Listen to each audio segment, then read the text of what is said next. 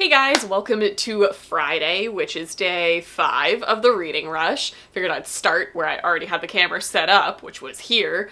So it's fairly late in the day, but I have basically been getting caught up on like housework and like errands and stuff. Like I was gonna say I guess we went grocery shopping for the animals. We need like dog food, we need cat litter and things of that nature. So we ran a couple errands this morning. I haven't really read much, and today is like my first day off, and I'm also off tomorrow, which was weird. I have 3 days off this week, and I don't know what to do with myself. Like, what do people do with free time? Apparently film videos and read books. That's kind of what I do. I wanted to get everything out of the way early today so that I could have the rest of today and all of tomorrow to just kind of do whatever I wanted. So we did laundry, we cleaned, we ran errands, and now I am about to kind of sit down. I think I want to finish The Babysitter's Coven and knock that out of the way because honestly I lost interest in it halfway through. Not for the book's sake, but just because like I wasn't in the mood for like physically reading a book at that point. So I think I'm gonna do that. I think I might read Mooncakes. The only 2 books I have left for this are Mooncakes and House of Salt and Sorrows, plural, multiple sorrows. Those are the only 2 books that I have left for this. So one is a graphic novel, which I can knock out like super fast, and one is another like short book that I think I'll be able to read really quickly in like a day. And then that'll give me the rest of today, tomorrow, and Sunday, right? Those are the last days of the readathon, so I think that's fairly doable. So I just want to get on here and say, hey, that's what I'm doing. I think I'm going to make some lunch. I'm going to clean out the bathroom. Again, that's the last room that we haven't touched because the kitten lives in there, so it's a process of like shifting her and like moving things and cleaning things and then shifting her back and cleaning the other area. It's a process. So that's pretty much what I have left to do. I normally clean with an audiobook, and I don't have an audiobook right now. I mean, like, I have a whole bunch on my phone, but I don't know what I'm in the mood for, so I just didn't start one. So that's the update. I think I have been productive enough as far as adulting life goes for the day, and I think I'm gonna do nothing for the rest of the day except read. It's gonna be great.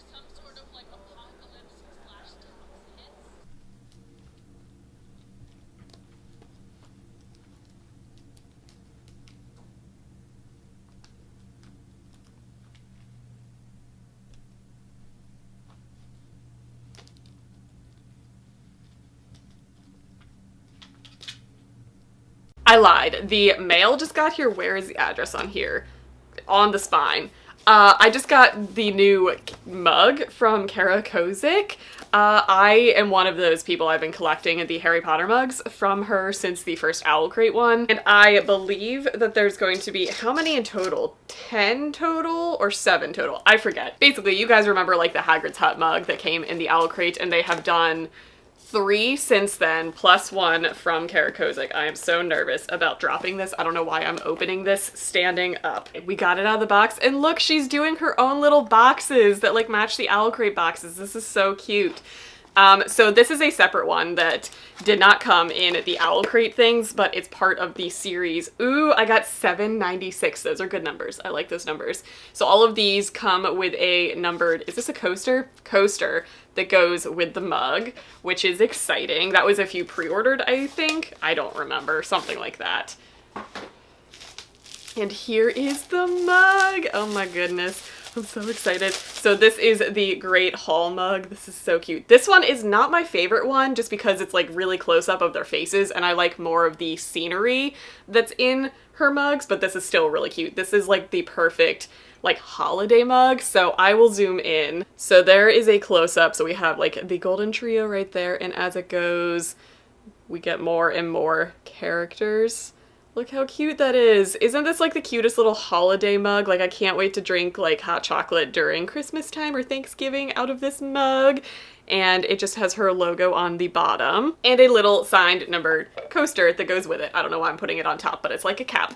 So, okay, that's just a little interjection that I wanted to include in here. You guys are now seeing how often I get bookish mail sent to my house. Now that you're seeing a daily vlog, I'm pretty sure I've opened a box every single day so far. Yeah, my poor mail people. I know, it's a thing. I'm not complaining though. Okay, so anyway, I'm gonna go read now for real.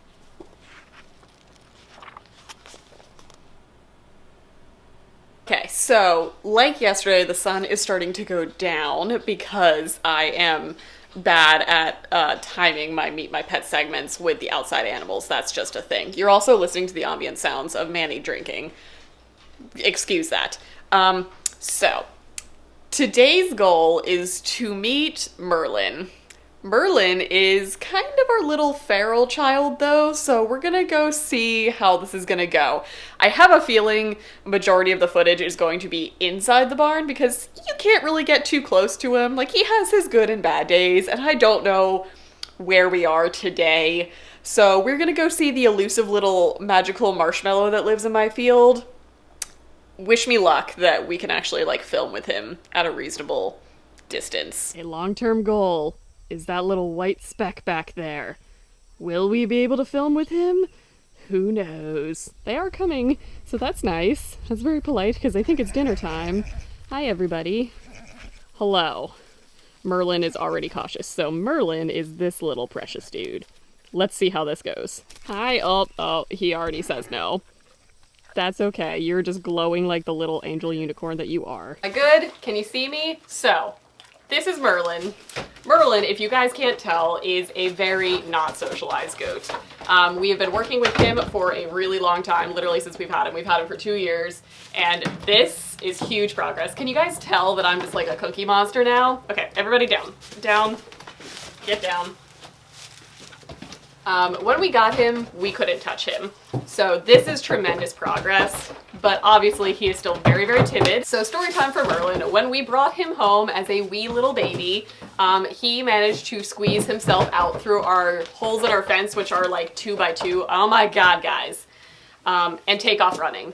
So our very first impression of this little tiny guy was chasing him through a cornfield for about 45 minutes straight, just flat out sprinting, him being terrified.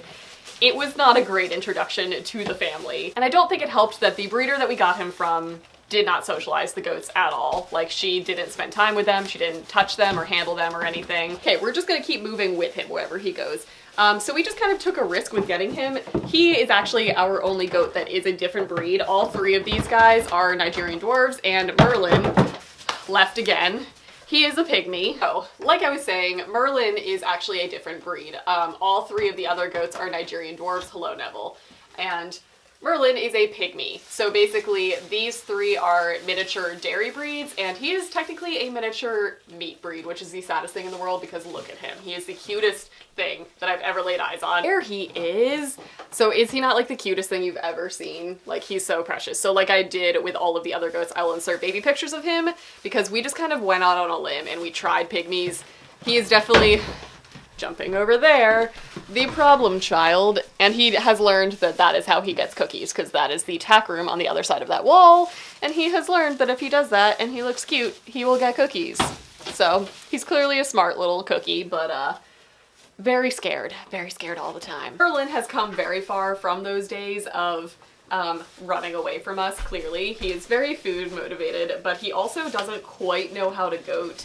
Like, he never learned how to make legitimate goat sounds. He kind of watches what all of the other goats do and kind of tries to like replicate it, but not well. So he's just kind of like our little special child who is like very like emotionally stunted in life. We honestly love him the most. Like, he's probably everybody's favorite goat. Like, everybody loves Napoleon because he's got such a big personality, but Merlin is just like so precious and wholesome and adorable. This is as big as he's gonna get. He is literally about 18 inches tall, and that's as big as he's gonna get. He is also 2 years old now. So we got Neville and Napoleon first, and they are 6 months older than the babies, which are Rue and Merlin.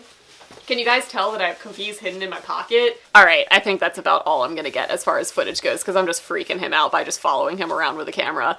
So that's pretty much Merlin in a nutshell. He is a special little dude. He's the cutest little thing ever. He is built really differently from the other 3 because he's a different breed. He has really short, stocky legs. He's just a round little barrel of a body. And he is just this little precious unicorn thing. Every time I look out the window into the field, I just see like this little speck of white and I'm like, there's my marshmallow. He's so cute. So he has come tremendously far from where he was when we picked him up. I do not recommend buying from a goat breeder that does not socialize their babies.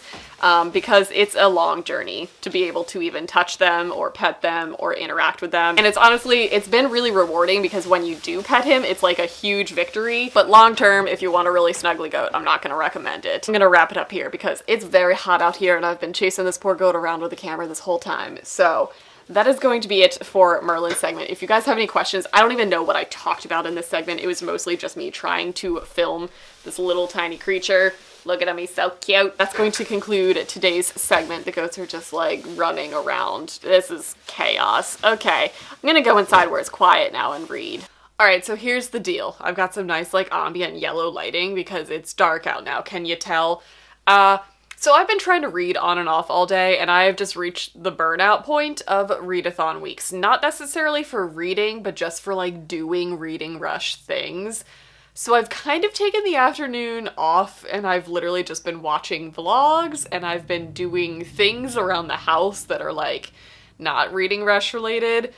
So I feel like I don't have much to say for this vlog. Like I don't have much to update you. I've read maybe 50 more pages of The Babysitter's Coven, but like I'm reaching the point where I'm like forcing reading to happen just to have content. So that kind of leaves me in a weird funk because one, that's how you put yourself in a reading slump. And also two, that seems like disingenuous to me.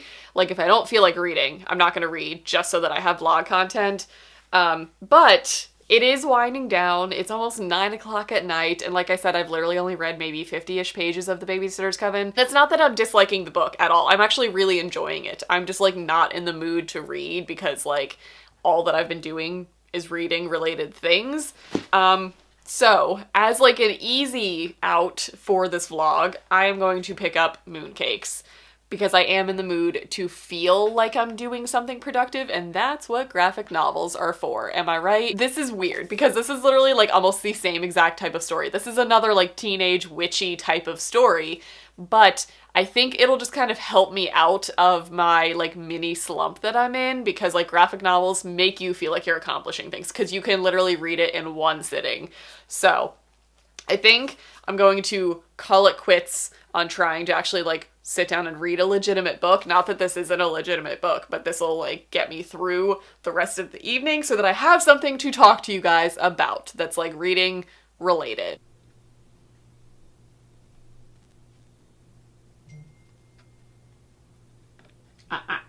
No, we don't buy books in this house. No, no. You ruined my artsy shot. Walk away in shame.